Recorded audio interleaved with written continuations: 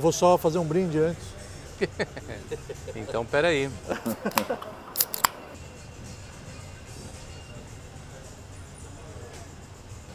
Saúde, Lechaim. Saúde. Lechaim, a vida. Lechaim. Baruch atah Adonai Eloheinu melech haolam she'akol nihya bidvaro. A gente faz uma brachá, uma bênção antes de comer, antes de beber, depois de comer e depois de beber. Que Baruch atah Adonai é bendito és tu, Deus, Eloheinu melech haolam, nosso Deus, Rei do Universo, she'akol bara, she'akol nihya bidvaro, que tudo existe através da sua palavra. Então, para abrir o bate-papo. Na minha visão, Deus é tudo, e tudo é Deus. Ele foi, é e será. Ele é onisciente, onipresente, onipotente. Ele é a fonte de tudo, Ele é o boss.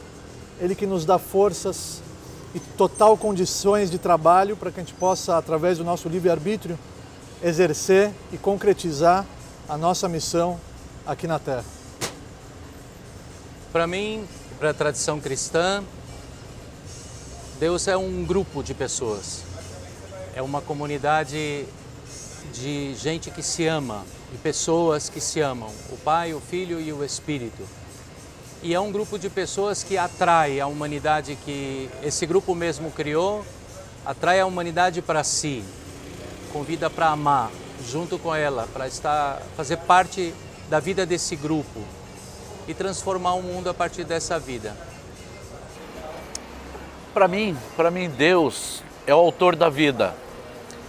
Deus é aquele que se manifesta através do Deus Pai, Deus Filho, Deus Espírito Santo, que são três, mas que são um, que é o mistério da Trindade. E cremos que, por causa dele, a vida existe, porque ele é o autor da vida.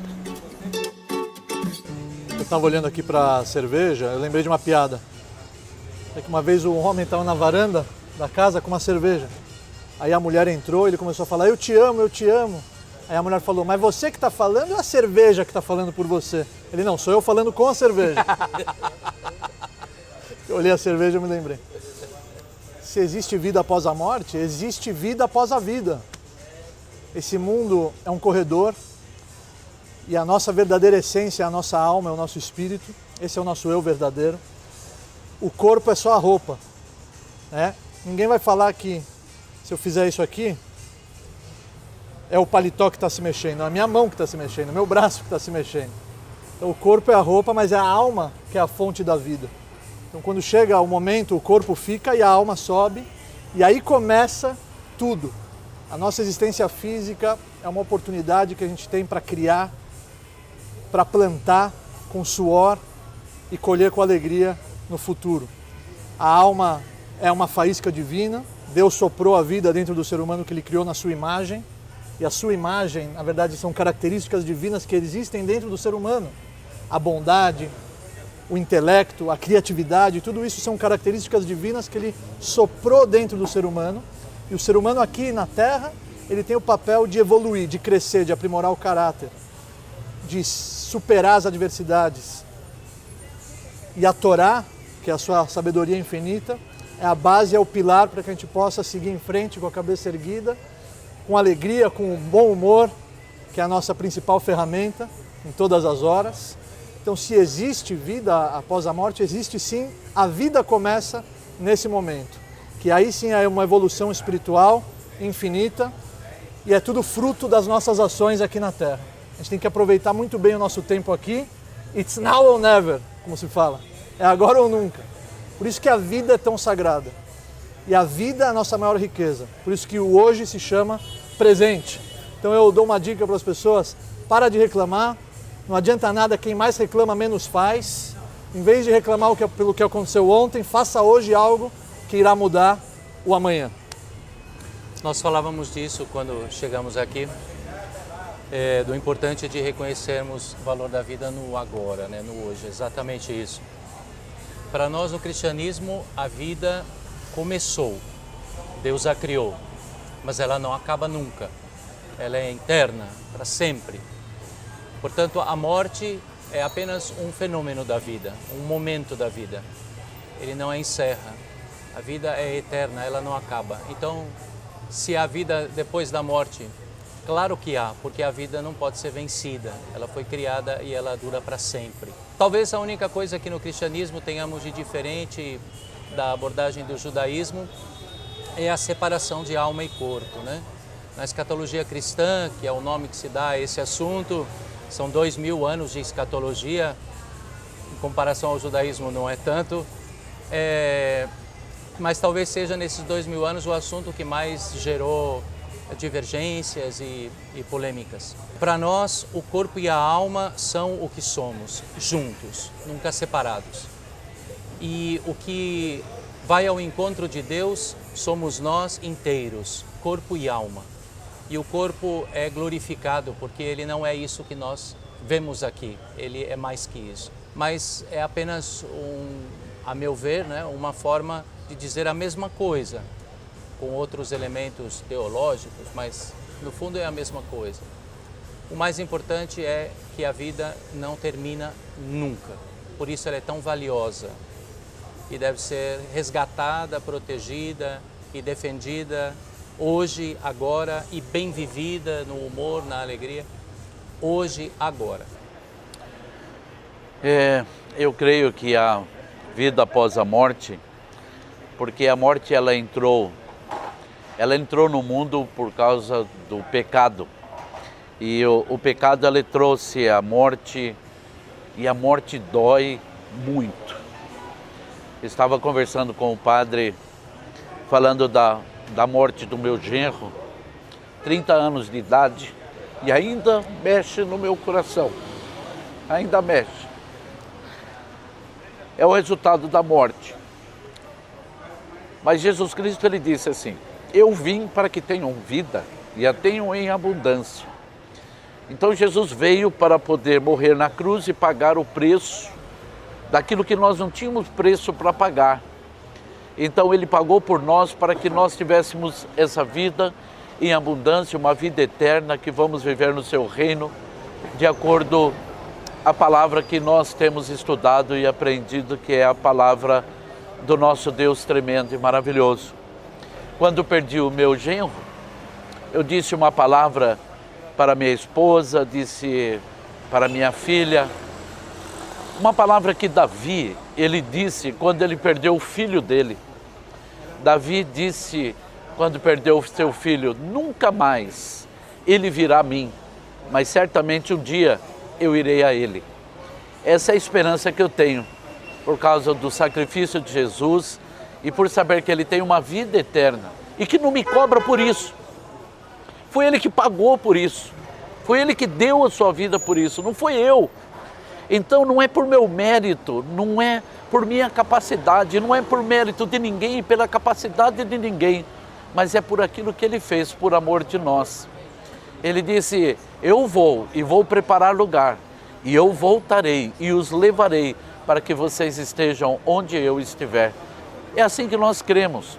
Por isso, mesmo sabendo que a morte dói, que ainda dói, quando perdemos alguém que nós amamos, essa convivência, isso dói, ainda dói muito, mas alegra de saber que não é adeus, nunca mais, até logo. Logo a gente se encontra. Por isso eu creio na vida após a morte, por causa desse sacrifício maravilhoso de Jesus. Qual é o nome do teu genro? Júnior, Sidney Silvestre Júnior. Ainda de acordo com essa visão que eu citei, que a vida é um corredor e que é uma passagem, é igual no ônibus. Quando você sobe no ônibus, às vezes tem uma pessoa do teu lado que ela desce antes de você. Mas você, poxa, eu gostei tanto do nosso bate-papo, por que você já está indo embora? Você não gostou de mim? Não. É que ele embarcou no ônibus já com a intenção de descer naquela estação. Mas a vantagem desse ônibus é que ele vai poder encontrar ele. Desceu. Cada um tem uma missão aqui na Terra e cada um tem um tempo que lhe foi ofertado para concretizar essa missão. E quando ele concretiza essa missão, já não faz mais sentido ele ficar aqui nas favelas, se ele pode ficar lá em cima nas mansões de Alphaville. Então o Júnior com certeza está num bom lugar. Amém. Está torcendo por toda a família. Amém, amém.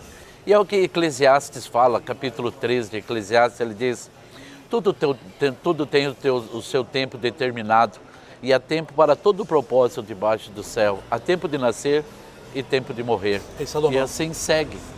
Então, há o tempo determinado que eu não sei, nós não sabemos. Agora, o que não vamos fazer é brigar com Deus a respeito disso. Deus é bom. Deus é sempre bom. E certamente vai valer a pena confiar em Deus. Amém.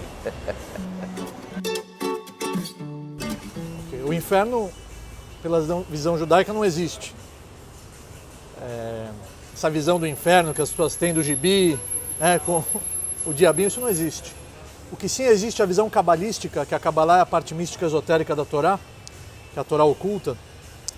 Existe sim um processo de purificação da alma, para ela poder entrar no Gan Eden, para ela poder entrar no paraíso, para ela poder evoluir, para ela poder se conectar cada vez mais com a Shekhinah, com a presença divina. Então o inferno, que as pessoas costumam denominar de inferno, na verdade de acordo com a Cabalá, um processo que a alma passa igual uma máquina de lavar. A camisa está suja, então precisa limpar a camisa, não tem como entrar lá no salão com a camisa suja. Então você esfrega para poder tirar as manchas. Então durante a vida, muitas vezes você acaba se sujando, você cai, você acaba se relando, você acaba se impurificando, errando, falhando, e essas manchas elas ficam. Então para o bem da alma, para poder evoluir e decolar, é necessária essa purificação, que é chamado pela Cabalá de Gehinom. No cristianismo, talvez isso, no cristianismo católico, isso talvez corresponda mais ou menos, guardadas as devidas proporções, ao purgatório. A ideia do momento em que purgamos nossas manchas ou lavamos nossas manchas. Mas o inferno nós consideramos ser uma opção da liberdade humana. Aquele grupo que eu dizia como metáfora, referindo-me a Deus, que nos convida, depois de ter nos criado, a irmos a Ele e a voltarmos à experiência do Éden, do amor, da harmonia perfeita de Deus. Ele continua nos chamando enquanto estamos por aqui. Mas nós, porque Ele nos ama, nós somos livres e podemos não querer ir. Temos essa liberdade. É uma liberdade necessária para quem ama como Deus, de forma perfeita. Essa é a visão cristã. E aí sim, estamos juntos nessa. Somos livres, podemos até resistir a Deus. O inferno corresponde a essa resistência definitiva. Por aqui, enquanto temos possibilidade de mudar as coisas e nos convertermos e mudarmos de rumo, Deus nos garante pela graça essa possibilidade. Quando termina o tempo e o espaço, quando nos encontramos definitivamente com a eternidade, essa opção não existe mais. Se resistimos, resistiremos eternamente diante de Deus. Essa é a visão cristã, né? Eu creio no inferno, porque o Apocalipse ele fala do inferno, e o inferno é a separação espiritual de Deus. E onde não houver a presença de Deus, certamente haverá sofrimento. A Bíblia ela fala algumas coisas, né, a esse respeito, mas não temos uma ideia plena do que seja, só sabemos que é um lugar de sofrimento. Mas uma coisa que para nós assim é muito importante é que Deus não quer lançar ninguém no inferno. Deus não tem esse desejo de lançar alguém no inferno. Tanto que a palavra de Deus ela diz assim, que Deus prova o seu amor para conosco pelo fato de Jesus Cristo ter morrido na cruz, sendo nós ainda pecadores. Então Ele nos ama, Ele quer nos livrar desse lugar. Ele não quer que a gente vá para esse lugar. E Ele nos dá todas as chances. Os Salmos ele está repleto de citações da longanimidade de Deus, daquela paciência extrema de Deus para conosco, porque Deus está interessado em salvar. Aquele ladrão que estava na cruz, ele veio, a vida toda dele vivendo de maneira errada, causando danos na vida de outras pessoas, mas no último instante da vida dele, ele diz para Jesus: lembra-te de mim quando estiveres no teu reino. E o Senhor diz aquilo que Lucas diz muito bem: hoje mesmo estará comigo no paraíso. E alguém pode dizer assim: puxa, ele viveu a vida dele inteira errada, ele fez tudo errado, ele danificou pessoas e agora então ele vai para o céu? Mas essa é a intenção de Deus, mas precisa um reconhecimento nosso, um reconhecimento. Então Jesus, ele não quer lançar, mas é aquilo que o padre falou, eu concordo plenamente, somos nós que decidimos, a decisão é nossa. Somos nós que vamos decidirmos o que nós queremos o que nós decidimos tomar, o que nós decidimos comer, o que nós decidimos vestir. E se nós decidimos se queremos Deus ou se não queremos Deus na nossa vida. Mas isso vai ser cobrado da nossa decisão. Então, certamente, aquilo que está escrito lá na palavra de Deus, que diz ao homem está ordenado morrer uma vez só, vindo depois disso o juízo virá sobre as nossas próprias decisões. No final, não é Deus que vai lançar, mas foi nós que escolhemos. Eu, de todo o coração, eu acredito no inferno, mas não quero o inferno para a minha vida. Sabe que eu tenho muito medo? É do medo. Que nós, cristãos, os judeus, não têm isso como elemento, mas nós temos. Nesses 2000 anos, muitas vezes usamos o inferno para meter medo nas pessoas.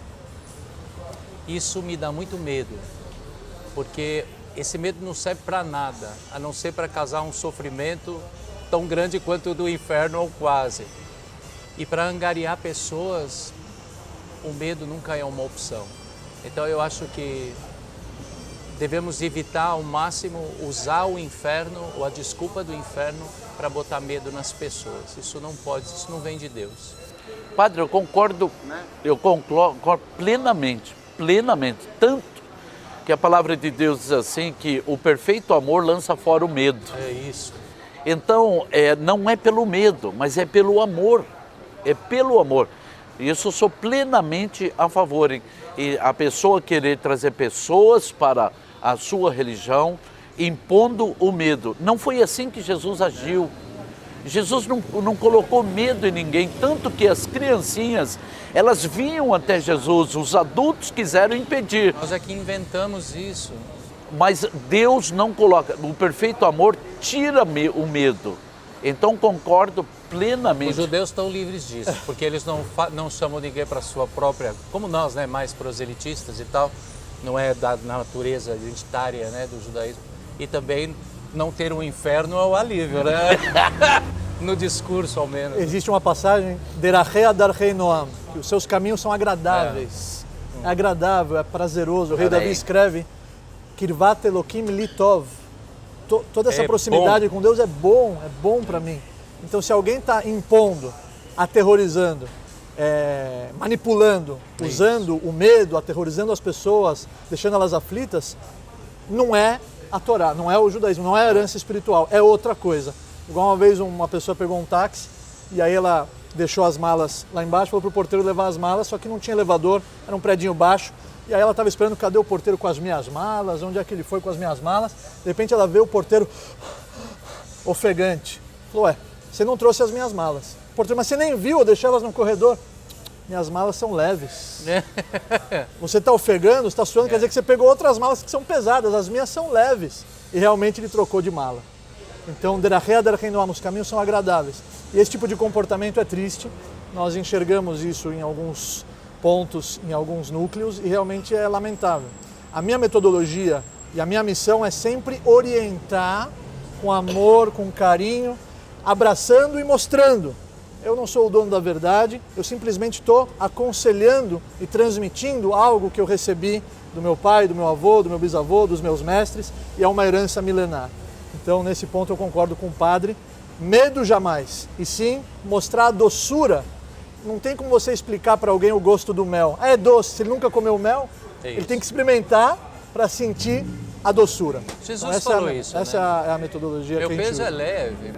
Vinde a mim todos vós que estáis cansados e sobrecarregados, e eu vos aliviarei. Aprendei de mim, que sou manso e humilde de coração, E tomai sobre vós o meu jugo, que é leve Ele falou e isso suave. porque ele era judeu, Sim. tá vendo? Judeu e aluno de um grande mestre talmúdico, o Rabino Yoshua ben Prachia. Então, Foi um grande mestre que aparece no Talmud. Aonde é o seu... É em Santo André? Santo André. Já tem há quanto tempo? Esse mês estamos fazendo 18 anos. Rai é vida? A numerologia 18 do anos. Rai é 18, é vida. A palavra Amém. Rai é vida. Somos uma igreja batista. Uma igreja batista. Danilo falou muito bem do senhor.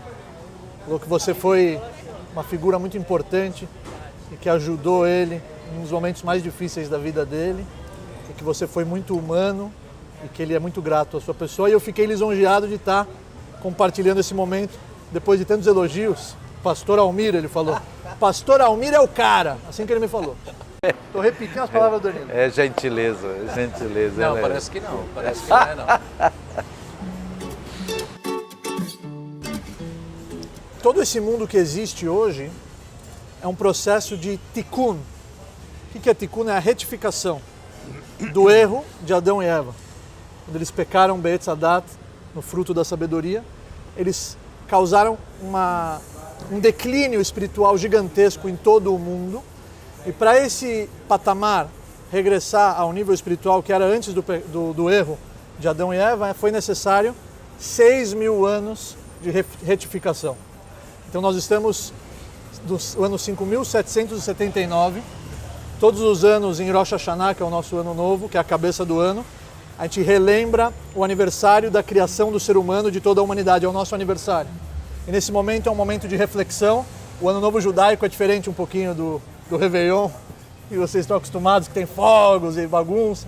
Aí a gente senta com a família, existem vários símbolos, existem orações especiais, que é um momento de avaliação da empresa, é o balanço, para ver onde eu errei, onde eu acertei, quais são os meus projetos para o futuro.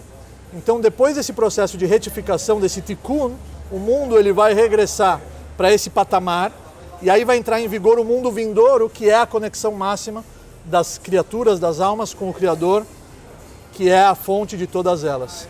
Então, a vida nada mais é do que um processo de retificação da humanidade como um todo, para a gente poder trazer de volta aquela espiritualidade gigantesca que existia antes da falha de Adão e Eva. Ele teve a chance de retificar tudo através de um desafio, de um teste. E a Kabbalah fala que todas as almas estavam dentro dele, de Adão. Então, através do erro dele, tudo mudou. Agora é um processo muito mais complexo, que existe essa separação, existe a morte, existe todo esse ciclo, até a gente chegar, não é um final, e sim é a meta e é o plano divino na criação de todo o universo. Então não é um final, e sim é a concretização do plano divino. Essa é a visão da Kabbalah. Para nós, esse tikkun Tikkun. já aconteceu em Jesus. A retificação, a restauração, a salvação. Ele já resgatou a vida humana, já reabilitou-a, e nós então agora estamos em Deus. Porque, na verdade, não fomos nós que fomos para lá, foi Ele que veio e se encarnou, dizemos. Então, Deus veio, assumiu a vida e transformou a vida em divina, fazendo-nos participar da sua vida. Agora, eu acho que essa pergunta de como o mundo, primeiro entender o mundo como tempo e espaço, né? A questão física. Esse como isso vai acabar, eu acho que a resposta é menos religiosa e mais científica. Nós avançamos tanto, né, na física quântica, na astronomia. Então, são perguntas que essas áreas e tantas outras áreas científicas estão se debruçando para tentar descobrir. Eu estava conversando com um cientista, na verdade ele não é cientista, mas ele é um homem muito... tem um background, que tem um nível científico muito alto. Eu estava conversando com ele, a gente conversa uma vez por semana, no mínimo, e ele é ateu. Ele é ateu, só que ele falou para mim, olha, eu gostei tanto de você, Rabino, que se eu precisasse escolher uma religião, eu escolheria a judaica. E a nossa conversa, uma vez eu falei para ele, olha, a ciência tem a ver com o que você falou. O papel da ciência é investigar a luz infinita de Deus. Esse é o papel da ciência. E ele gostou muito dessa minha definição. A Bíblia diz que descerão novos céus e novas terras. Então, esse assunto das coisas do fim chamamos de escatologia, e é um assunto que eu gosto bastante, eu gosto desse assunto bastante, mas que também dá margem para muita especulação, para se fazer, dá margem para voar e para muitos pensamentos aí. Mas creio que a palavra de Deus diz que quando ele descerão novos céus e novas terras, Deus vai refazer. Deus vai refazer.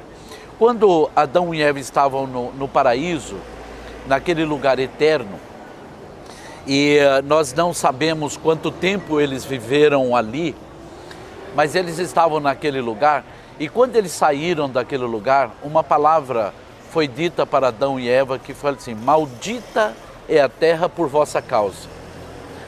Então, a partir daquele momento, a terra começou a produzir as ervas daninhas, os bichos que nós não gostamos, as muriçocas, as coisas que nos incomodam. Então ele saiu de um lugar maravilhoso, tremendo, que ele tinha sua atividade, era uma vida dinâmica, e ele saiu daquele lugar, mas não tinha nada que o importunava. E nós temos aqui na nossa terra hoje são os terremotos, são os vulcões, são tantas outras coisas que tem nessa terra. Então isso, quando o Senhor disse para Abraão, maldita é a terra por vossa causa, por causa do pecado, então esse lugar ele se tornou um lugar difícil de viver. Aquele lugar que nós chamamos de paraíso, né? Aquelas ilhas paradisíacas que tem, é muito bonito, mas quando passa um furacão por ali, aquele lugar incrível se torna quase um inferno, aquele lugar. Esse é o nosso planeta. Como Deus vai refazer isso daí, eu não sei, porque Deus não falou como vai ser a mecânica disso.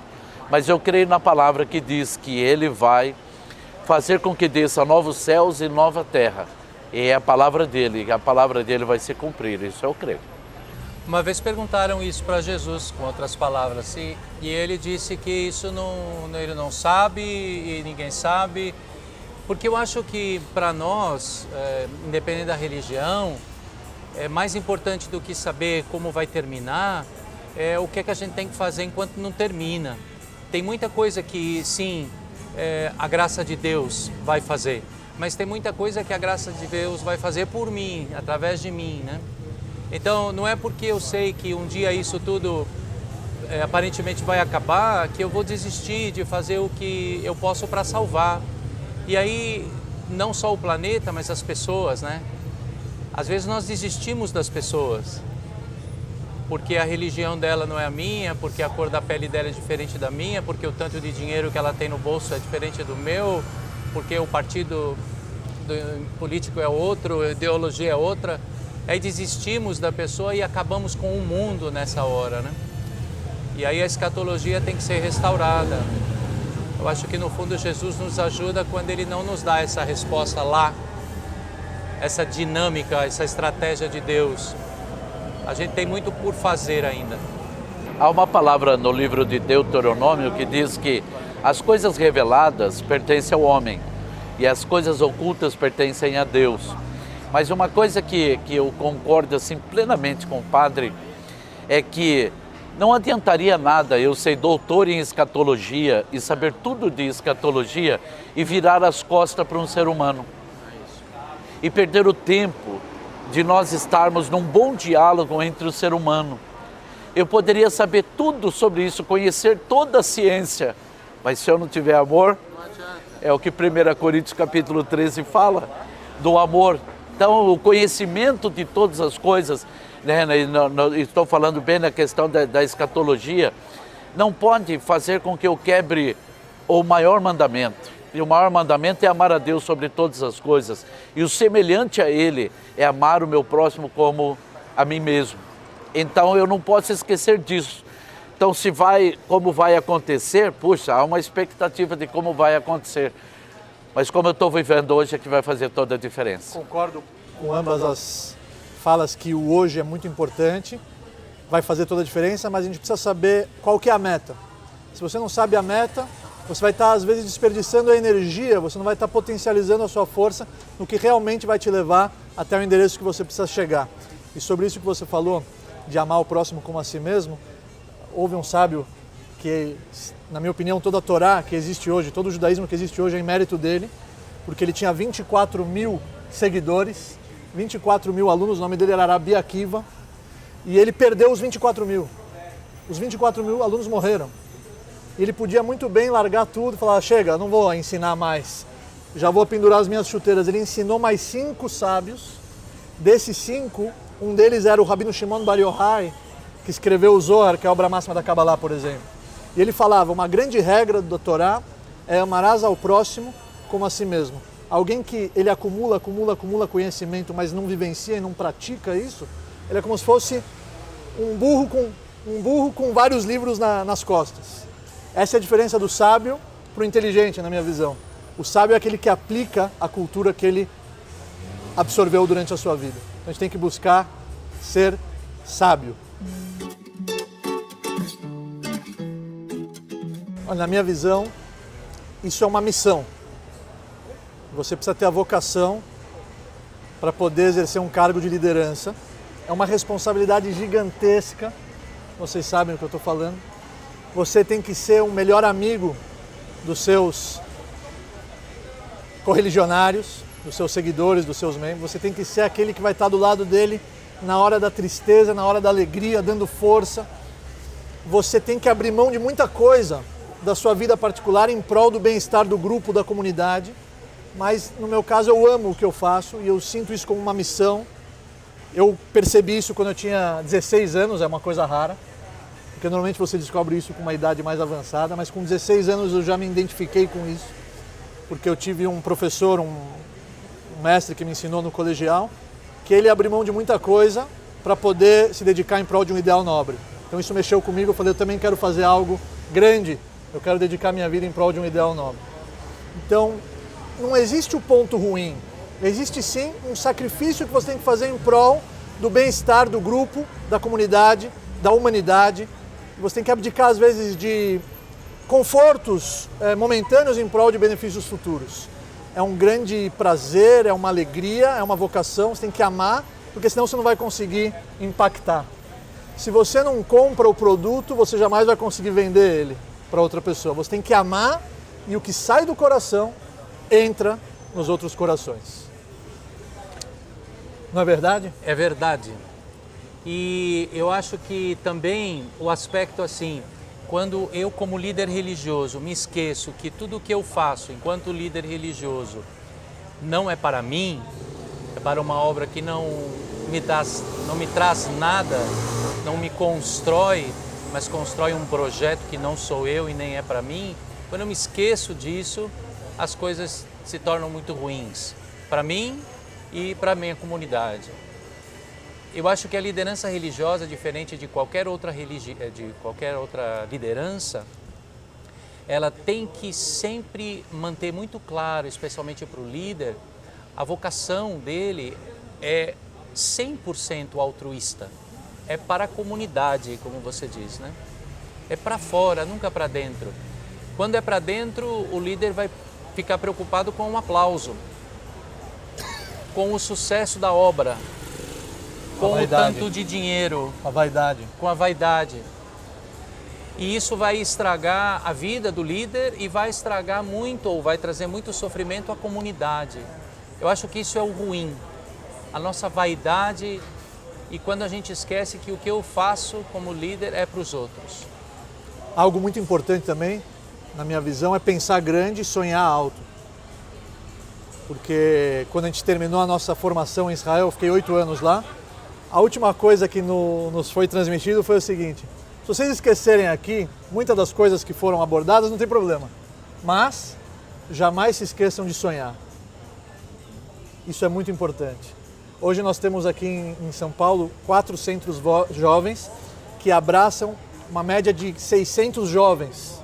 Isso começou em cima de uma cafeteria com 5 jovens, um rabino e 5 jovens. Hoje são 600 jovens com 4 centros que fazem parte de uma rede mundial de 320 centros pelo mundo. Que bonito. Então, se você pensar em desistir, se você não sonhar alto, você não vai fazer nada. O caminho está nas nossas mãos, o resultado está nas mãos dele. O fundador da minha congregação, eu faço parte de uma congregação religiosa, que é um grupo de frades como eu sou frade, além de padre, sou frei. Quantos anos tem o Frei? Eu tenho 48. O fundador da minha congregação, um grande líder, sempre ensinou esse tipo de liderança. A liderança é para o outro, a obra é que tem que prevalecer, né? E um dos elementos fortes dele é esse aspecto do sonho. Olhar para lá, para adiante, para cima, otimismo, positivismo. O rei Davi escreve que Sof Maaseh b'machshavat tchila. Tudo que existe hoje já foi um sonho um dia. Pois é. Tudo começou com um pensamento. E esse pensamento ele foi criado através das nossas ações. Mas se continuasse só um pensamento, imagina quanta coisa boa não ia existir. Jesus teve um diálogo com Pedro e ele perguntou para Pedro: Pedro, você me ama? E Pedro disse: sim, Senhor, eu te amo. Ele falou: então apacenta minhas ovelhas. E ele perguntou novamente: Pedro, você me ama? Ele falou: sim, Senhor, eu te amo, então apacenta minhas ovelhas. E em seguida Jesus pergunta novamente: Pedro, você me ama? E Pedro ficou triste. Ele falou: Senhor, tu sabes de todas as coisas, o Senhor sabe que eu te amo. Ele falou: então apacenta minhas ovelhas. O sacerdócio, ele é um chamado de Deus. Ele é um chamado de Deus. E lidar com pessoas não é fácil, porque cada pessoa tem um temperamento, tem um jeito de ser. Então, muitas vezes, como o Rabino diz, nós vamos ser amigos das pessoas, nós vamos ajudar as pessoas, nós vamos estar presente no sofrimento das pessoas. E muitas vezes nós não vamos conseguir que eles nos entendam. Eles não vão conseguir nos entender. O sacerdócio, para poder ser entendido, precisa ser ocupado, precisa ser vivido. E algumas coisas que nós vamos ser incompreendidos dentro do sacerdócio, a gente pode ser criticado naquilo que nós estamos fazendo, e na verdade a intenção que havia no nosso coração era realmente de ser uma bênção na vida da outra pessoa. Mas por causa da interpretação, por causa da maneira, por causa do jeito das pessoas, então muitas vezes somos incompreendidos. Mas mesmo assim temos que olhar para o nosso chamado. Eu fui chamado para quê? Então eu faço esse exercício na minha vida, esse exercício do meu foco estar em Deus. E se Deus me chamou para fazer, e se quando eu estiver fazendo eu for mal compreendido, eu for criticado em vez de elogiado, eu vou estar olhando para Deus e o meu coração testifica de que aquilo que eu estou fazendo, e não tem como enganar a Deus, eu estou fazendo de coração, quando eu não sou compreendido pelo ser humano. Então, se eu tirar o meu foco de Deus e colocar o meu foco na igreja, que é a reunião de pessoas, que é as pessoas reunidas, eu posso parar no meio do caminho. Por isso Jesus falou: você me ama. Se você me ama, você vai apacentar. Você vai apacentar porque você me ama.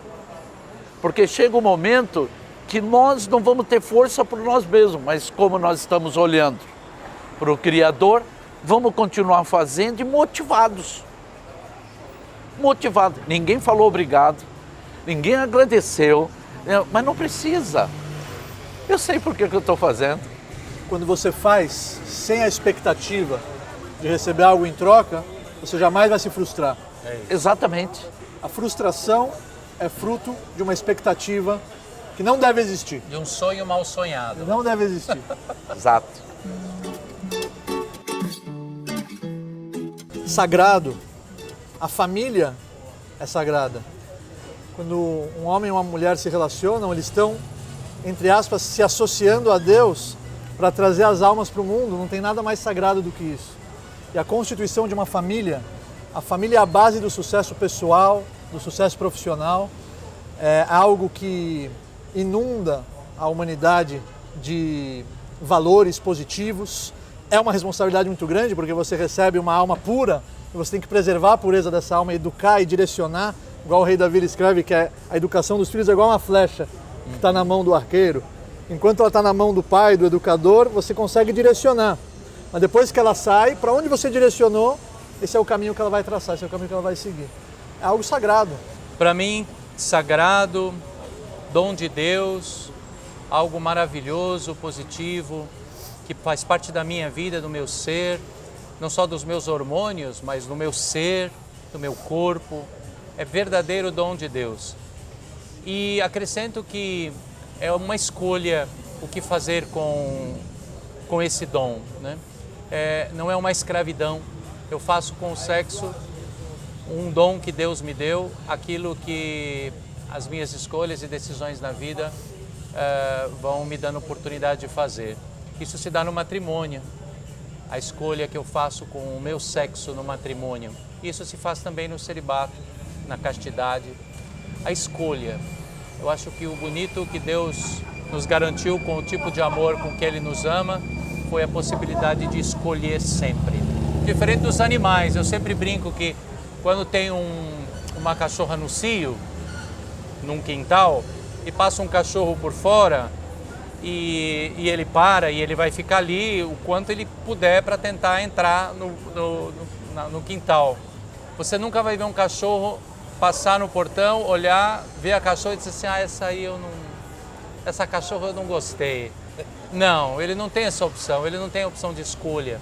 Ele é preso aos seus instintos. Eu não. A humanidade pode. Aproveitando que o Frei falou, o assunto do matrimônio, na minha visão, o matrimônio em si é algo muito importante, principalmente para nós líderes, porque como é que a gente vai orientar uma família sem saber o que é uma família? Como é que a gente vai direcioná-los? Então, a relação entre o homem e a mulher e a família, um abrindo mão em prol da felicidade do outro, é a melhor maneira de aperfeiçoar o nosso próprio caráter.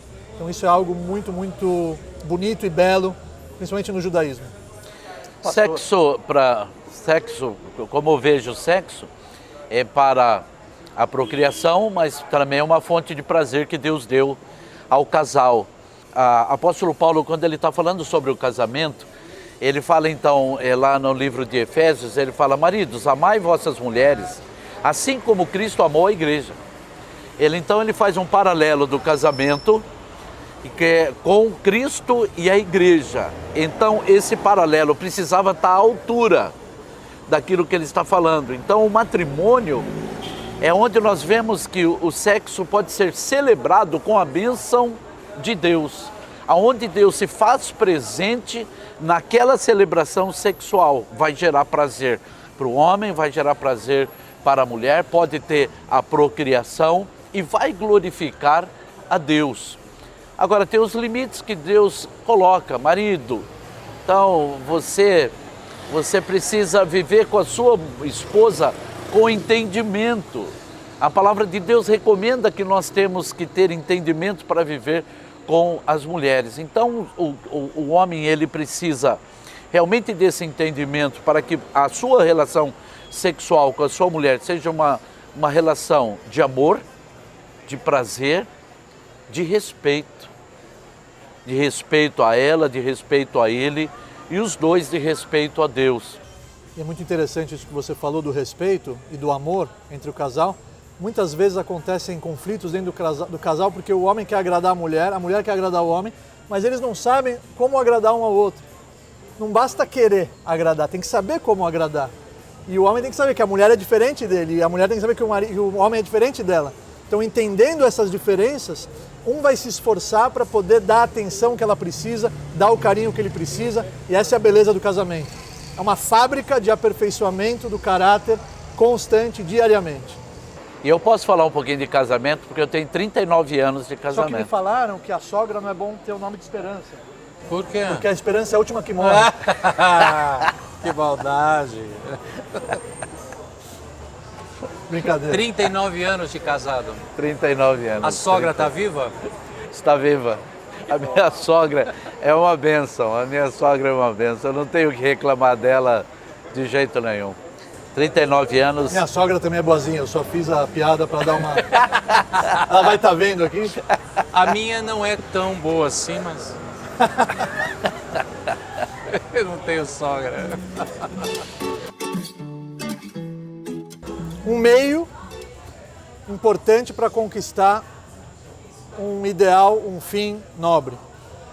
Sem dinheiro não tem como você comprar alimentos, sem dinheiro você não tem como sustentar a tua família, proporcionar dignidade, sem dinheiro você não pode doar, você não pode ajudar, você não pode fazer caridade. O dinheiro é uma ferramenta que tem que saber usar essa ferramenta, é muito perigosa essa ferramenta. A Torá fala que o teste da riqueza é mais difícil do que o teste da pobreza. Infelizmente, muitas pessoas quando ficam ricas, elas ficam desequilibradas, começam a ficar orgulhosas, esquecem de onde elas vieram. Inclusive eu fui conversar com um empresário, vice-presidente de uma rede de televisão, e quando eu entrei na sala dele eu vi uma caixinha de engraxate. Ele é vice-presidente da emissora. Eu falei, o que é isso? Ele falou, não, é que eu era engraxate. Eu comecei sendo engraxate. Quando ele falou isso, Eu falei, fui também. O pastor foi engraxate. Quando ele falou isso, eu falei, uau. Ele não esqueceu de onde ele veio, então ele conserva a humildade dentro de si. Então, na minha visão, o dinheiro é muito importante. Tem uma passagem na Mishnah que se não tem farinha, não tem Torá. Se não tem alimento, se não tem saúde, se não tem força para poder praticar o bem, para poder concretizar metas positivas em prol da humanidade. Então, a visão do dinheiro ela tem que ser uma visão que é algo que vai te levar para um fim melhor, para um fim maior, mais elevado. Não pode ficar bêbado com o dinheiro. E a palavra de Deus diz para nós assim, que o amor ao dinheiro é a raiz de todos os males. O amor ao dinheiro, por amor ao dinheiro, eu não vou ter amor no ser humano. Então coisas, elas são menos importantes e pessoas são mais importantes. Então o dinheiro, ele é bênção, ele não é mal. Tem que saber usar. O amor ao dinheiro, aí extrapola. O amor ao dinheiro. Agora, nós vemos, né, o rei Davi foi bilionário. Rei Salomão mais ainda. Mais ainda. E nem por causa disso não deixou de ser citado na palavra de Deus. São citados. Então, o dinheiro não é o problema. O amor ao dinheiro é que pode causar os males. A visão equivocada é que é o grande problema. Exato. Eu acho que a vacina contra o perigo do dinheiro, a doença do dinheiro, é você escolher sempre partilhar. Toda vez que o dinheiro serve só para mim, ele vai ser um veneno. Toda vez que eu decido que o dinheiro, os bens, as coisas servem para mais pessoas, eu vou estar protegido. Inclusive, essa semana eu gravei um vídeo no meu canal do YouTube. Aliás, para quem não conhece meu canal do YouTube, editor, pode pôr aqui meu canal do YouTube? By Rav Sani no YouTube. Eu coloco lá vídeos motivacionais e alguns vídeos irreverentes 2 vezes por semana. By Rav Sani é BYRAVSANY Sani. Tá aqui, o editor vai pôr. Tem o Instagram também, que coloca conteúdo bacana lá também, que é @ByRavSani. Eu gravei um vídeo que eu falei o seguinte: já ouviram falar do Maimônides? Sim. Grande filósofo, rabino, médico do rei. Ele escreveu uma passagem que eu sou fascinado por essa passagem, que tem a ver com o que o Frei acabou de citar. Se você tem uma nota de R$100, é melhor você transformar essa nota de R$100 em 100 moedas de R$1 e dar R$1 para 100 pessoas diferentes, do que simplesmente pegar uma nota de 100 e dar para uma pessoa. Exatamente. Porque se você transforma ela em 100 moedas de R$1 e dá para 100 pessoas diferentes, o que você está fazendo com o dinheiro e consigo mesmo? Você está se auto-vacinando e se auto-treinando a ajudar o próximo. E essa vivência, ela reflete no íntimo da pessoa. Essa passagem brilhante de Maimônides, eu gravei semana passada, tem a ver com o que o Frei acabou de citar. Quero ver os teus vídeos. Rav Sani. Rav Sani. Rav em hebraico é rabino. Ravi. É. Coloquei By Rav Sani para dar um charme. Meu maior sonho é chegar no final da minha vida, olhar para trás e falar: eu realmente consegui concretizar metas grandiosas, eu realmente transformei a minha vida em algo significativo, eu realmente vim e venci. Esse é o meu maior sonho. Olha, o apóstolo Paulo, ele disse para Tiago, ele disse assim: cuida dessas pessoas que estão com você aí, mas cuida de ti mesmo, para que não chegue no final, você mesmo venha perder a salvação. E há uma palavra também no Salmo, onde Davi diz assim: uma coisa pedi ao Senhor, e a buscarei, que eu possa habitar na casa do Senhor todos os dias. Exatamente. Lógico que Davi não pediu uma coisa. Davi pediu muitas coisas, muitas coisas. Mas quando ele está dizendo uma coisa eu peço, ele está dizendo de todas que eu estou pedindo, essa é a mais importante. Eu quero habitar na casa do Senhor.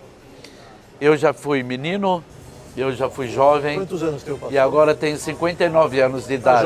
Tá jovem. Meu bigode me denuncia. 5.9 tá jovem ainda. De certo que eu estou muito mais perto da morte agora do que quando eu nasci. Então eu quero partir desse mundo, eu quero abrir os meus olhos. E como os evangelhos dizem assim, ouvir uma voz dizendo assim: vinde bendito do meu reino, vinde para receber tudo aquilo que vos tenho preparado desde a fundação da terra. Então o meu maior sonho é ter a imagem do nosso Senhor Jesus Cristo olhando para nós, dizendo: pode vir. Eu sei que há outras coisas menores aqui. Uma coisa pedi, há outras coisas que eu peço, que eu sei que Deus pode conceder ou não. Se Ele conceder, amém. Se Ele não conceder, eu vou continuar amando esse Deus. O maior sonho é esse, é ser salvo daquilo que eu prego todos os dias. O meu sonho, num horizonte mais baixo que esse, mas certamente o sonho de todo cristão é o mais escatológico, né? Mas olhando para um horizonte mais acessível, é ver a comunidade a qual eu pertenço, a congregação missionária de Santo Inácio de Antioquia, os frades inacianos, que é uma jovem comunidade de 20 e poucos anos de fundação, de uma comunidade pequena de frades, mas que vem crescendo. Eu tenho a vontade e o sonho de vê-la grande em santidade, grande em número e em oportunidade de fazer o bem, de cumprir o seu carisma, a sua identidade, que é o resgate da vida e da dignidade humana. Talvez esse seja o meu sonho mais no horizonte à minha vista. Há uma coisa que eu preciso salientar aqui, um sonho realizado, né? Quando meu filho nasceu, né, e agora ele tem 37 anos, aquele foi um impacto na minha vida, que quando eu vi aquele bebê, eu pensei assim, com 22 anos de idade que eu tinha, eu pensei assim: ele depende de mim, eu tenho que cuidar e sustentar. Foi um impacto na minha vida. E quando ele começou a crescer, tudo, se tornou homem, eu imaginava: poxa, um dia eu queria ser avô. E eu fui avô, tenho um netinho de 3 anos que é uma alegria tremenda. Eu posso dizer, é o Lorenzo. Eu posso dizer que esse é um sonho realizado.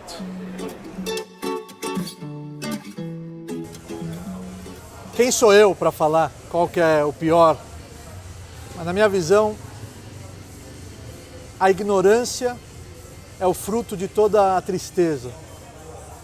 É algo muito grave. A pessoa, ela não buscar o conhecimento, ela viver a vida por viver. Igual tem uma música assim: deixa a vida me levar, não é? E vai levando, mas peraí, o que você está fazendo da tua vida? Qual o motivo da tua existência? Quem é você? De onde você veio? Para onde você vai? Não ficar atento a todas essas questões é algo muito grave, porque aí você desperdiça, você joga fora. Igual você pegar esse iPhone, e ele pode fazer tantas coisas maravilhosas, pode também ligar, também. Tem vários aplicativos, pode pagar conta lendo o código de barra, pode tirar foto, filmar, aplicativo, gravação, calendário, fuso horário, posso ficar lendo aqui todos os aplicativos, não vou ficar fazendo propaganda. Mas imagina a pessoa, ela pega isso aqui, aí tá ventando aqui no bar, aí os papéis, tá tudo voando, ele, peraí, eu tenho um peso para papel. E usa o iPhone para isso. Ele conseguiu fazer com que os papéis parassem de voar? Conseguiu. Mas foi para isso que o iPhone foi projetado e criado? Existe um potencial gigantesco aqui dentro. E a nossa alma, a nossa vida é muito mais complexa, muito mais poderosa do que qualquer aparelho tecnológico. Então, um dos maiores é você desperdiçar tudo isso e viver uma vida vazia, sem significado, e não buscar pelo significado. Porque às vezes a pessoa ainda não achou, mas pelo menos ela está buscando. quando isso é indiferente para ela, na minha opinião, isso é a fonte de todas as coisas negativas. E a tristeza, que é fruto dessa ignorância. Então uma coisa está relacionada com a outra. Eu tenho uma coleção de pecados. O orgulho, a tendência da vaidade, do orgulho, de esperar sempre a confirmação, o aplauso. E a preguiça, de postergar, de deixar para depois, de meio empurrar com a barriga. São dois pecados meus, pessoais, e que me acompanham e com os quais eu luto frequentemente. Olha, o apóstolo Paulo, ele escreveu algo assim, ele disse: miserável homem que sou. O bem que eu quero fazer não faço, o mal que eu não quero, isso que faço. Quando a gente vê essa passagem, o que parece é que ele era o pior dos pecadores, mas é que ele tinha uma consciência dele em relação a Deus. Quando nós olhamos para nós em relação a outras pessoas e algumas coisas que andam acontecendo no nosso país, onde um pai ele é capaz de matar o namorado da filha, o pai do namorado, a mãe do namorado. Está foragido, né? Ele está foragido. Quando ele é capaz de fazer uma coisa dessa, eu olho para aquele ser humano e eu posso pensar dessa forma: puxa, eu não sou como aquele camarada. Eu não sou pecador igual aquele camarada. Mas quando a gente olha em relação ao nosso Deus santo, irrepreensivelmente santo, maravilhosamente santo, então eu me inclino diante do nosso Deus Todo-Poderoso. Me inclino e reconheço que muitas vezes você acaba sonhando com aquilo que você não planejou sonhar e com aquilo que você tem vergonha de contar que você sonhou. Coisa que foi produzido na sua cabeça e é obra da sua carne. A nossa maior luta é contra o nosso próprio eu. E muitas vezes eu falei aqui sobre a questão do sacerdócio que você faz e precisa olhar para Deus. E muitas vezes um dos meus pecados é que você faz as coisas e você está esperando a pessoa reconhecer. No trânsito mesmo. Por várias vezes eu me pego, eu dou a vez para uma pessoa entrar. E quando aquela pessoa então ele entra, ele não buzina, ele não deu um sinal com a mão, ele não me agradeceu. E lá dentro de mim acontece alguma coisa assim, eu não devia ter dado lugar. Mas aí eu paro ao mesmo tempo, eu falo, não, é o que Deus queria que eu fizesse. Deus diz assim, Deus diz na sua palavra, pague o mal com o bem. Isso não é fácil. Isso não é fácil. Pagar o mal com o bem não é fácil. Então quando eu olho para Deus, eu me vejo como um miserável pecador, que pela misericórdia de Deus, eu fui purificado pelo sangue de Jesus, por causa do amor e da graça dele, não por causa de mim mesmo, porque ainda sou como Paulo, miserável homem que sou. O bem que eu quero fazer não faço, e o mal que eu não quero, esse faço.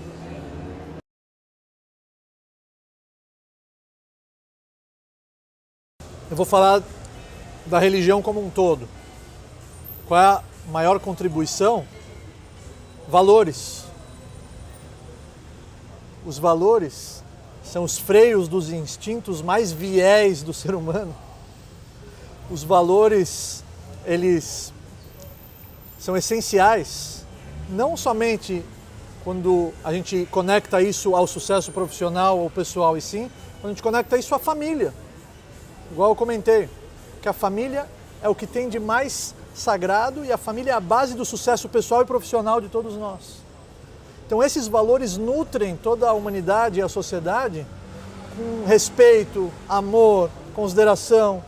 O que está acontecendo aqui é algo incrível. Você tem aqui um rabino, um pastor e um padre conversando, respeitando um ao outro. Isso é fruto dos valores. E quem trouxe isso para o mundo foram as religiões. Agora acabou de passar o avião. Era o avião que... Agora a gente acabou de passar a festa de Shavuot. O que foi a festa de Shavuot? Shavuot em hebraico é semanas. Por que semanas? E Shavuot é o dia da outorga dos 10 mandamentos da Torá no Monte Sinai, no deserto, para o povo de Israel. Shavuot porque nós contamos 7 semanas, no total 49 dias, desde Pesach, que é a Páscoa judaica, até essa data da outorga da Torá.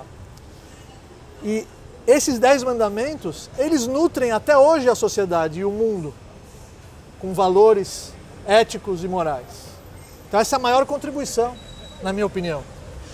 E o que sim aconteceu de negativo foi o que a gente falou antes, que muitas pessoas, muitos líderes, infelizmente muitos transmissores, por causa da ganância, da vaidade, do ego, da raiva, acabaram usando isso em prol de interesses pessoais e acabaram manipulando massas e acabaram enriquecendo às custas disso e acabaram fazendo tudo o que há de mal, justificando isso como algo sagrado. Então isso foi um desastre que é fruto dessas correntes. Então, na minha opinião, a maior contribuição foram os valores, e o que aconteceu de ruim foi essas catástrofes que nós estudamos nos livros de história e que nós vivenciamos, infelizmente, até os dias de hoje, que eles deturpam o que está escrito para poder concretizar e para poder se sobressair em prol de interesses pessoais. Concorda, pastor? Concordo plenamente. E os valores são importantíssimos. A palavra nos ensina que se o seu inimigo tiver fome, dá-lhe de comer. Né? De que nós não temos que retribuir, como eu falei agora há pouco, o mal com o mal, mas retribua o mal com o bem. Então são valores que nós realmente aprendemos. O maior de todos os valores é aquilo que a palavra diz para nós, que é a salvação maravilhosa através do nome de Jesus. Mas por causa desses valores, eu posso dizer uma coisa aqui de todo o coração, é que eu amei esse padre, eu amei esse rabino. E eu não era assim, Eu tenho 37 anos de conversão no Evangelho, eu não era assim. Eu tinha outros valores. E aquele que eu olhava para a cara, eu não ia com a cara dele, não adianta, eu não ia com a cara dele. Eu fui muito briguento, eu briguei muito. Eu causei muitos danos na vida de muitas pessoas. E eu me arrependo muito de ter feito aquilo, mas a partir do momento que eu conheci a Cristo e os valores que foi passado para mim, Ele me ajudou a ter uma mudança completa. E aquilo que eu estou falando aqui, que eu amei vocês, é de coração. É de coração. O nosso papo estava fluindo antes da nossa gravação. Então, os valores que a religião ela passa são bons valores. São bons valores, separando algumas mazelas que acontecem por aí. Você começou falando da festa de Shavuot. Shavuot. Jesus, os primeiros cristãos estavam reunidos celebrando Shavuot, eram todos judeus. E nós no cristianismo incorporamos essa festa com o nome que os próprios judeus já chamavam na Septuaginta, Pentecostes, né? Justamente por 50 dias, 49 dias.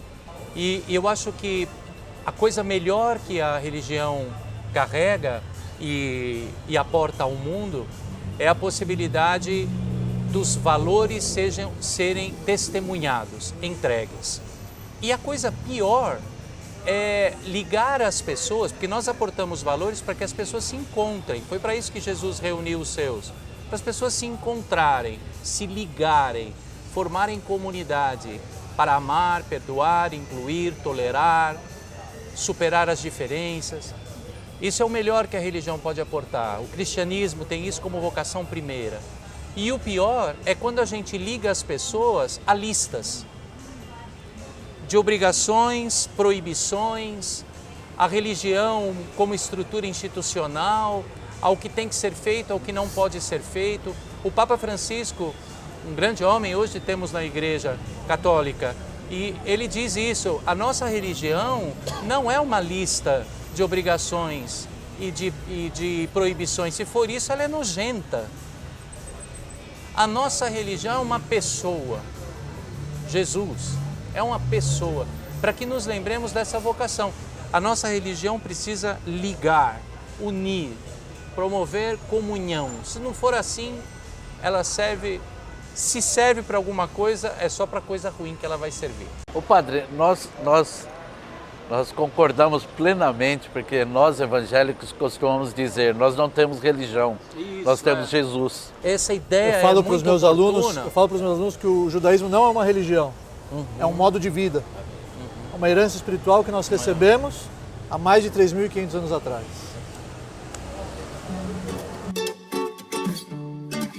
Não. A partir do momento que você afirma que a Bíblia é uma obra divina, é impossível que exista algo que não seja verdade dentro dela. Porque se não for uma obra divina, ela não me compromete em nada. Porque se foi outra pessoa que escreveu, ele escreve, eu escrevo em cima, eu apago. Ele escreve, eu apago, eu falo diferente dele. Mas a partir do momento que é Deus que escreveu e transmitiu isso como manual de instruções para o ser humano viver uma vida rica em todos os aspectos, é impossível que exista dentro dela algo que seja uma mentira. O que sim existe é a má interpretação da mesma. Eu começo a brincar às vezes com meus alunos. Tem um aluno que ele tem uma loja de açaí da Barra. E aí eu falei para ele, é uma franquia. Eu falei para ele, imagina, eu falo para você, tem um açaí novo que abriu num shopping, vai lá comer esse açaí, porque ele tem uma textura diferente, ele é mais gostoso, você vai conseguir absorver ideias para a tua loja, para tua receita. Aí ele falou, tá bom, Rabino, onde é? Eu falo, shopping tal e tal. Aí ele entra lá naquele shopping, fica dando voltas e voltas, não acha a loja. Aí ele me liga, falou, Rabino, você está tirando uma com a minha cara? Não estou achando loja nenhuma de açaí. Aí eu respondo para ele o quê? Mas que piso você está? Ele fala, no térreo. Eu falei, não, mas a praça de alimentação é lá em cima, no 3º piso. Você está no piso errado. Ele estava procurando no lugar errado e da forma errada, com a visão errada. Então o que sim existe é a má interpretação, você precisa saber interpretar. Você não pode olhar aquilo com um pequeno compilado de historinhas. Você não pode levar isso para a nossa realidade atual. Você precisa mergulhar de cabeça e entender que os personagens dela são gigantes. E tudo que está escrito nela são sinais e mensagens de vidas atuais até os dias de hoje. A mesma Torá que uma criança estuda, um jovem estuda, um adulto estuda, um pai estuda, um avô estuda, o mesmo texto, e sempre ele encontra algo de novo, ele sempre encontra uma nova inspiração para o momento que ele está vivendo naquele dia. Por isso que a Torá é comparada com o leite. O leite é o alimento do neném. O neném ele bebe leite de manhã, de tarde, de noite, de manhã, de tarde, de noite, de manhã, de tarde, de noite, e não enjoa do leite. Ele não enjoa. Se você coloca aqui na nossa frente, pastor, um prato com a assinatura do Masterchef, um prato incrível com várias texturas de ingredientes que só 3 chefes no mundo sabem reproduzir esse prato, e você me servir esse prato, eu vou adorar, mas eu vou almoçar ele, jantar ele amanhã, almoçar ele, jantar ele, depois de amanhã almoçar e jantar ele. Durante uma semana, no 8º dia, eu não vou querer mais ver ele na minha frente, eu vou sentir o cheiro dessa comida, eu vou falar, ai, chega, que nojo, não quero mais. A Torá não. A Bíblia não. Ela é comparada ao leite porque a criança ela não enjoa do mesmo leite, ela sempre está com sede de mamar esse leite, ou seja, essas mensagens, esses valores milenares, eles são atuais até o dia de hoje, até os dias de hoje, e eles são incríveis, extraordinários, e quem estuda, quem lê, chega na conclusão rapidamente que é impossível isso ter sido escrito por um ser humano, por um mortal. Obviamente ela é divina. Concorda, A verdade da Bíblia é inegociável, é a palavra de Deus. Deus, usando de mediações humanas, se revela.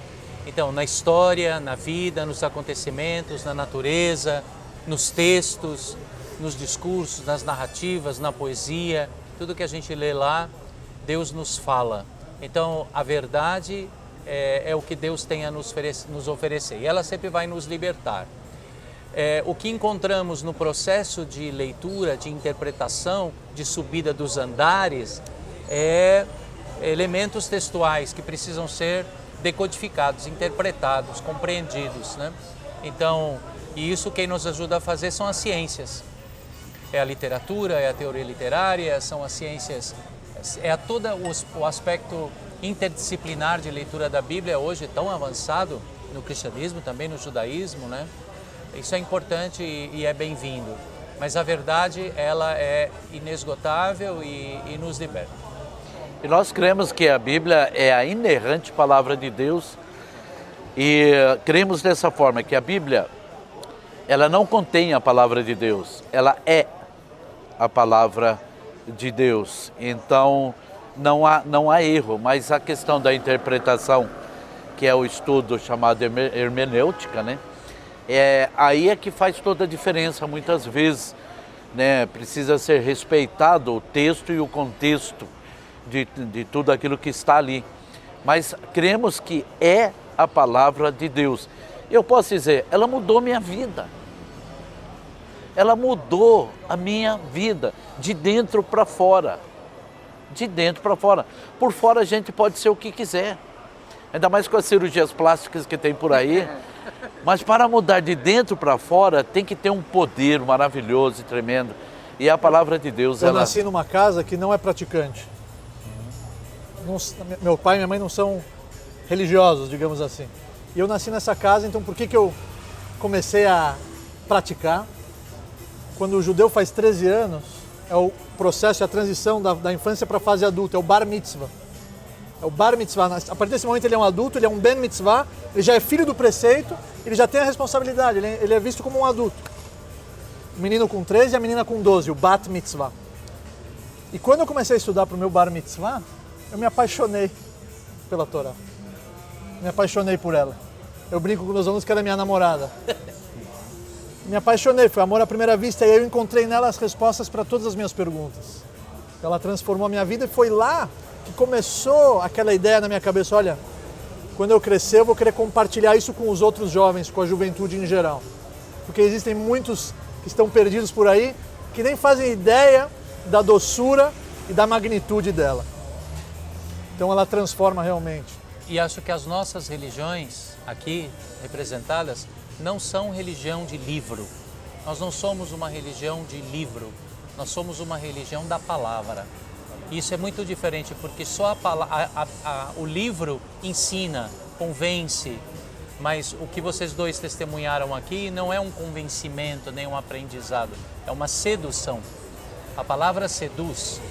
E é isso que nós podemos aportar ao mundo, seduzi-los, seduzir o mundo a partir da palavra de Deus. Dia a dia, corrido, uma loucura. Daqui eu já vou dar uma aula. Nós temos aqui em São Paulo 4 centros jovens, distribuídos em bairros diferentes para abraçar essa juventude. É muito corrido. Eu vejo meus filhos, minha família durante a semana pouco. Quando eu saio, eles ainda estão dormindo. Quando eu chego, eles também estão dormindo. Eu vejo eles mais no Shabat, no sábado. A gente guarda o sábado, que é o 7º dia, quando Deus parou de criar, nós também paramos. Momento de reflexão espiritual.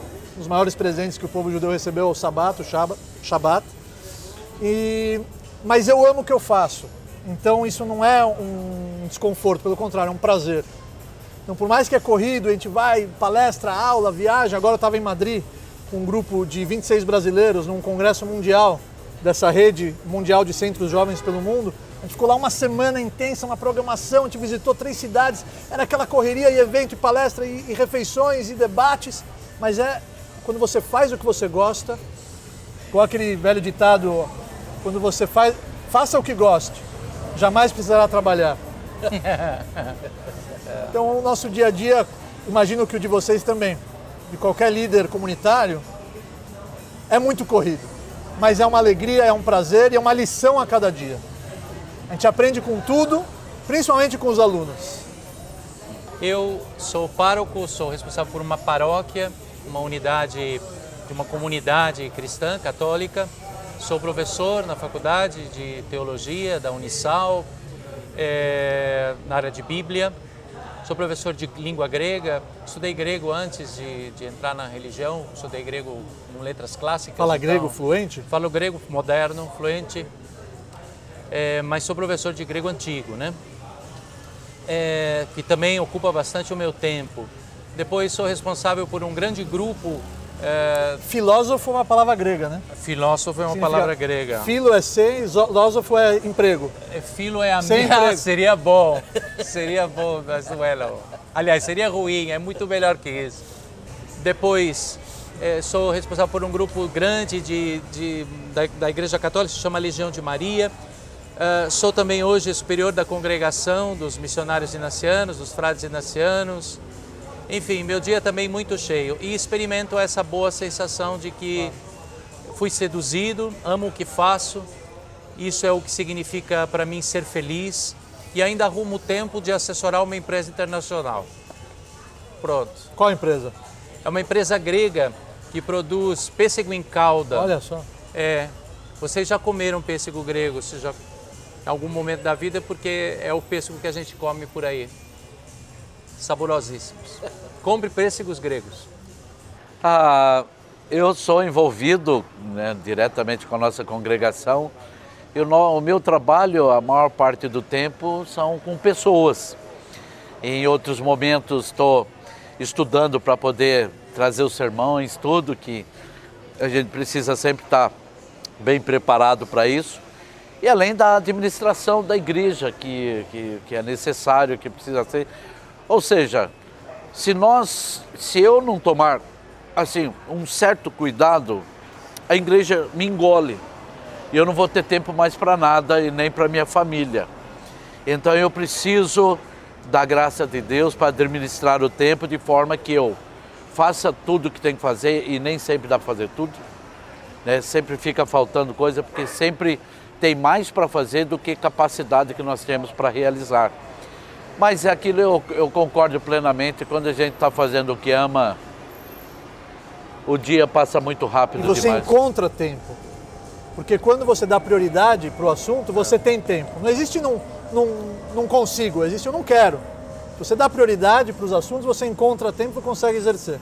Fora todas as minhas atividades dentro da comunidade, com os centros jovens e com o direcionamento da juventude judaica, eu também dou palestras motivacionais dentro do corporativo, dentro das empresas, motivando as equipes.